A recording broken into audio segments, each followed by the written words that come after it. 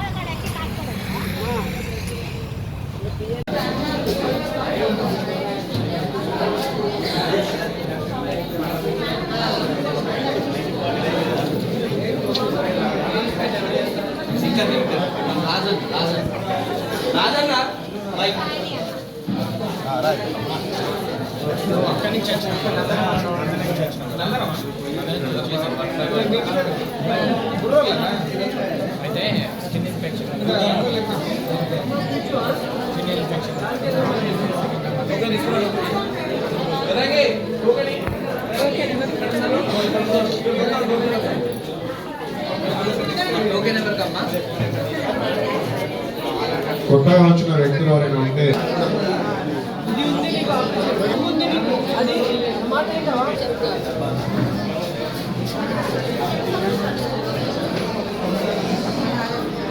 మీరందరూ కూర్చొని చాలా బాగుంటుంది. ఇలా ఉండడం వల్ల ఎవరెవరు టోకెన్ తీసుకుంటున్నారు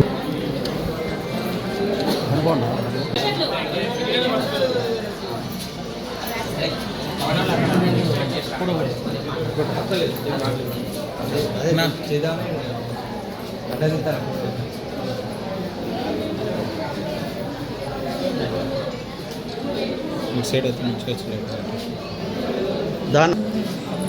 చెప్పండి.